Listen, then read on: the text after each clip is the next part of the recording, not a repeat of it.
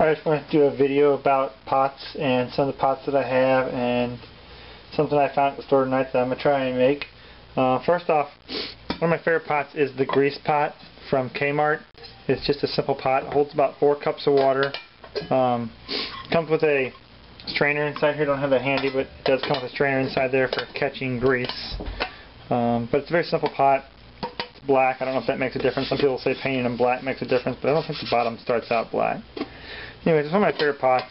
The issue I have with the grease pot is that you can't use it as a drinking mug if you're making coffee or something like that. So it doesn't serve that purpose, and it requires you to carry a second pot for drinking out of. The Heineken can or beer can pot is a great idea. It's ingenious. However, as we all know, the Heineken type cans have gone away with the keg style, and the Fosters are a little flimsy, and you have to put a ring around them and the ring around the top to make them work or function without being crushed in your pack. So a couple of those still around, and those are about a 2-cup maximum right in that area. A lot of people make lids for these. It's an excellent pot if you can get your hands on something like that. Obviously that's a great pot. The Imusas out there's a lot of different styles of Imusa. This is the one I have. I don't know if you can see, it's an Imusa logo there. And this is also a grease catching, once you get the lid in, that's hard to get out. This is also a grease catching pot that's sold at Walmart in my area. And this one's sold at Kmart. This one's about, I want to say it's almost 6 cups full to this line. Not sure. And it has the aluminum handle with the on this one I put the aluminum handle wrapped in rope, the fiberglass rope, and then silicone tape on the outside of that, and that seems to keep me from getting burnt. I'm sorry, I keep putting my arm in front of there. That seems to keep me from getting burnt, because when you're dry baking, pots get really hot when you dry bake in them. There's no water inside to keep them at an even 212. They can get hotter than that, 300s and something like that, degrees. So handles tend to suck up a lot of the heat, especially when they're attached.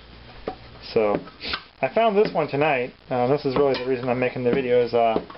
I'll get these out. I found this one tonight at where did I find it at? Was it Pottery Barn? No, Old Time Pottery. I found it at Old Time Pottery for $2.99, and I thought, well, that's an awesome looking pot. It's actually a measuring cup, a large measuring cup. And they had a bunch of them there, and my guess is they had a bunch of them there because there's no cup measurements on here. And people here in the U.S. anyway tend to measure things by cups. And there's no cup measurements on here, so no one would know how many cups this is. This has quarts and liters. And it holds 1 liter. Actually, it doesn't say it holds a whole liter. It says it holds 0.95 of a liter and 1 quart, I guess. But obviously, you could fill it up into this beveled out area, and it would be over 1 quart, because 1 quart came to right at that beveled mark when I checked it, which is actually 4 cups of water, and a half of a quart, or a half of a liter, is 2 cups of water came to this line right here. So that's 2 cups, and I'm guessing if that's 2 cups, that must be 1 cup, or very close to it. I'm not sure exactly how those translate out. But that was 2 cups of water just around that line there. And then 4 cups of water was up there. So I'm guessing each one of these would be a cup of water. Possibly. Anyways, I just wanted to show you that. And it's graduated measuring from back of the house. Not sure if that's going to focus as I bring it in. Probably not. Anyways, that's the logo. And this peels right off here. I hadn't got it off yet. I wanted to show you guys before I peeled it off. And that's good because no cleanup. A little sticker left there, but you always want to get that off there if you can, because otherwise it burns to the side of it. And 1 sticker on the bottom that I have to clean off here. And then I want to do a boil test in it and see how it works. Now, I haven't used it yet, obviously, because the sticker's still on the bottom of it. So I don't know how it'll do as far as a boil test. And the outside seems to be a very shiny aluminum. It does say aluminum on the sticker here, which I just folded up. Just says aluminum stamped with ounces and liters. So it's just an aluminum pot. It's pretty light. I'm going to get the scale out and show you what its current weight of the pot is.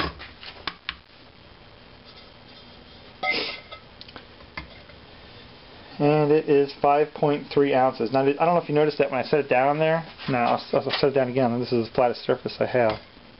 It's a little wobbly.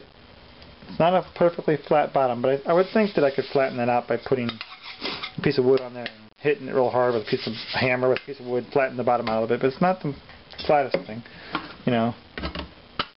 That's pretty flat. Oh, by the way, in comparison to that, that's 9.7 ounces with all the additional pieces on there. And the grease pot is 3.8 ounces, and that's with that big old handle that comes with. So you could obviously reduce the size of that handle. This one doesn't even have a lid, and it's 5.3 ounces. So it's a pretty heavy aluminum container, just for comparison purposes since I have it out.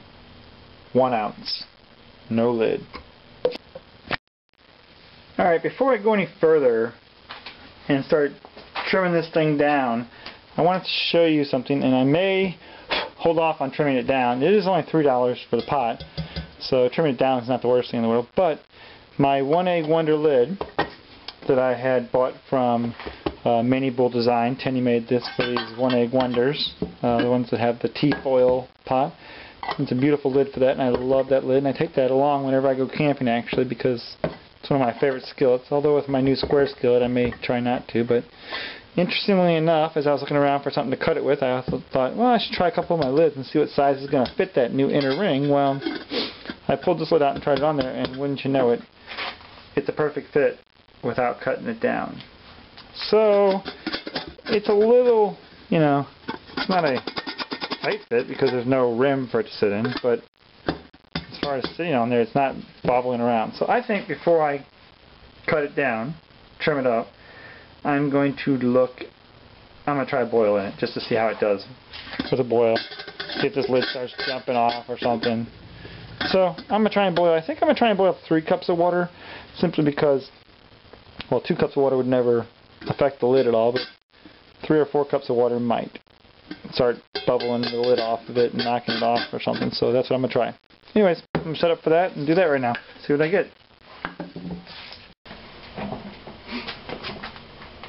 So this will probably take a little while to boil 3 cups of water.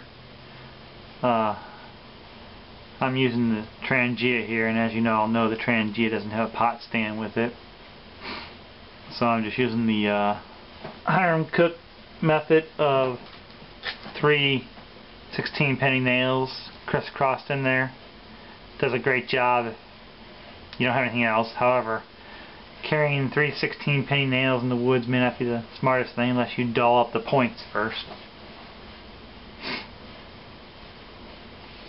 So anyways, we're going to let this come to a boil. Really, this test was just to see how well this pot boiled and how well this lid worked.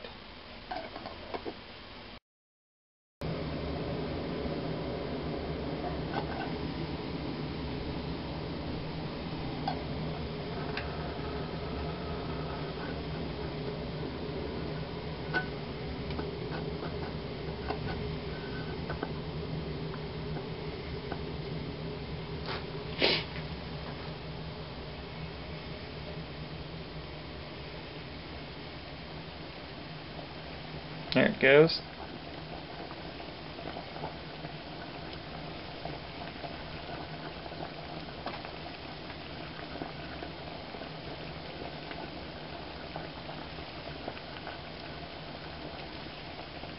Now it's good that I did this test on these nails, because those nails let the pot wobble a lot, which, you know, would be your worst case scenario. It's wobbling around on your pot stand of whatever it is, and you don't want the lid jumping off.